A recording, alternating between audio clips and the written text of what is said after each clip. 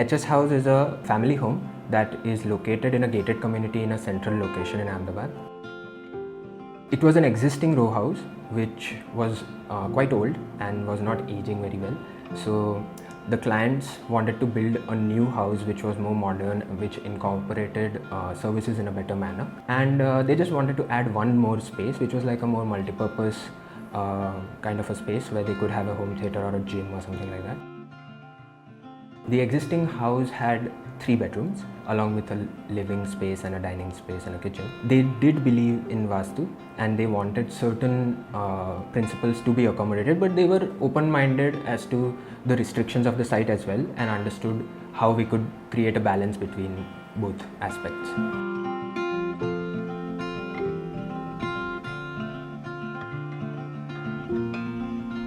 So this site is located in a gated community and the road is pretty narrow. There are 2 houses right next to it with common walls, and this deep narrow plot of land was where we had to rebuild the existing house. Structurally this was difficult because the 2 common walls that were there housed the entire structure of the house. So we had to sort of break the beams in the middle while there were people living on both sides. Then we built new walls which were independent of the structures around, and that is how this house got built. There was this again deep plot. The only way light and wind could come in was from these 2 edges, which were the shorter edges, and that would not suffice for this big floor plate. So what we did was we sort of divided this project into 2 buildings, one in the north and one in the south, and what remained in the middle became a central courtyard which provided light and ventilation to both these buildings. We sort of staggered these 2 buildings in their height. There was a height restriction on the road side and we could maintain that, while at the back edge, not only did we go higher, but we accommodated a basement space underneath, and we didn't have to dig too much due to the water tables there. While doing this, we also realized that this provided us with an opportunity to sort of connect these split levels in a very dynamic manner. So on the ground floor, we recessed the building inside so that we could create parking spaces in front. This was covered by the upper floor such that a lot of it was saved from sunlight. The only level inside the house that is at ground level is the foyer, from where directly you climb up for around 1.2 meters, and that is when the courtyard reveals itself to you. That's the first thing that everyone sees when they enter. The only functional space on this floor is the living space where they entertain guests. There's also a back garden here, so when there are get-togethers, people can sort of roam around from in between these 2 gardens. There's also a small powder room here, a storage space, and then there is the main staircase. Once they reach this dining level, they see an open floor plan of the main kitchen platform as well as the dining table. There's also a very large balcony here that provides a space for them to have their morning coffee. And then there is a small bridge with just 4 steps that sort of connects to that split level, which accommodates the first bedroom of the house. All these bedrooms in the house have an attached bath, and this bedroom specifically has a sort of cantilevered jharuka space which has glass on all 3 sides, and this bedroom is used by the parents, so that space sort of gives them a place to just relax through the day, and because it's the north side, it doesn't really get that hot. From there, one can then climb further up to what is the master bedroom, which is pretty similar in size to the other bedroom, and then again another bridge sort of connects to the opposite side where there is the last bedroom, which currently is just a guest bedroom. Both of these bedrooms have small balconies, and from the master bedroom balcony one can sort of look down onto the dining balcony, and it creates a nice moment of interaction there. When one goes up, there is the first level of the terrace, which they wanted a space where they could just sit out, because otherwise this is a very inward house and this was a place where they could sort of go out. So there's a small space to put plants in the front, and then uses that bridge again and goes to the back terrace, which is generally just services and solar panels and so on.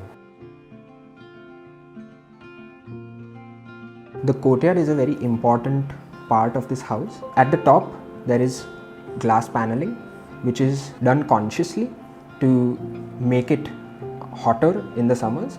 What that does is the air around also becomes hotter and hotter, and the idea was to give larger openings on the lower levels to sort of suck cold air in, and then the hot air could sort of open out from very small windows given at the top and create this whole draft.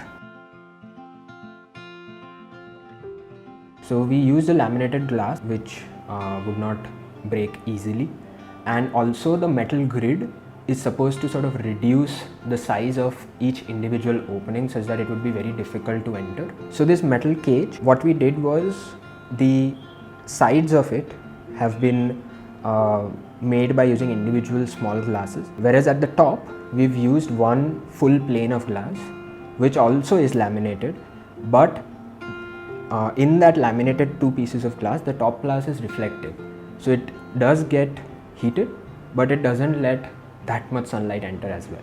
In this central light well, we've used 8 paper lanterns, which of course are very light, so whenever there is the draft inside the house, the lanterns sort of sway and it creates this nice dynamic environment. They are kind of a spiral going up, and as there is no slab on the top, we could only hang them from certain points of the metal cage, and then to position them what we did was we sort of just pulled them to certain parts from the different split level slab.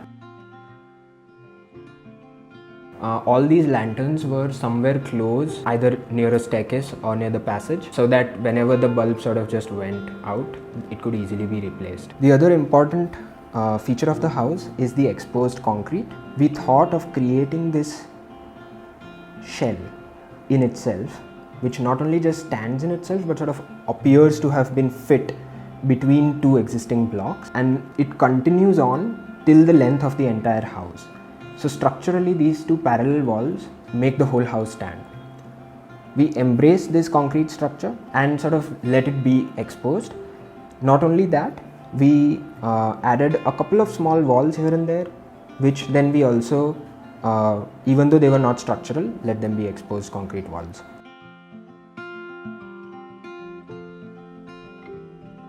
So there were multiple manners in which we used concrete in this house. One, of course, is the lower levels. If one sees, it's a darker, more dense concrete. Those are actually precast panels. They have a wooden grain texture to it. From the first level onwards, we go to a normal plywood concrete, which is the normal shuttering that one sees. This stark difference between these two gives this lower level a more sort of heavy feeling. So as one enters and looks up, you sort of feel the lightness of the building. Inside the bedrooms is where we tried various patterns, and some of them were cast with the plywood shuttering and some of them were rendered on later. And in these patterns is where we have sort of inlaid brass to accentuate the design of these different kinds of patterns.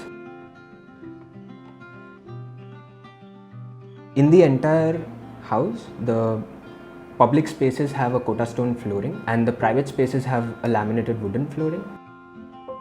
The Kota stone flooring outside changes. So in used spaces, the flooring pattern pauses, it becomes simpler, there's a normal grid.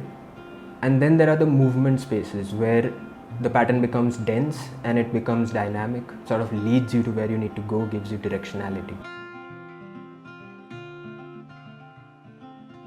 We had conceptualized this staircase as a thin metal folded plate which sort of connects these two concrete blocks, and because the span was long, structurally it was a little difficult to achieve. So what we did was, the handrail of this staircase is what became the beam that sort of suspends the entire staircase from it. We put wooden treads on top that sort of gave it a little softness which the entire courtyard needed, and along with that there was a central garden. So that garden and these wooden steps and the black staircase is a place where everyone can sort of interact throughout the house. On this first level there are two gardens, the one behind sort of this non-existent wall sort of, and makes you look inward, and then there is the central court garden, which is a tall landscaped area which sort of covers this entire span of the light well. So visually when you're climbing the staircase, the aim is that those plants will sort of grow and you would be able to touch them at different levels. So these are some of the materials that were used in the project. This was the precast concrete panel. We started it by sort of wanting to reduce the amount of wood that was used in the shuttering. We created a rubber mold by using one plate of wood, and then we used that mold to create around 150 panels. So we reduced wood usage a lot. At the same time, what it allowed us to do was create a sort of flat pigmented color, which in situ is a little difficult to achieve, and there can be some undulations that form. This is the tread of the black staircase. This is reclaimed from the old city of Ahmedabad and then sort of joined together. And this is of course an example of the leather finished Kota stone that is used in the flooring.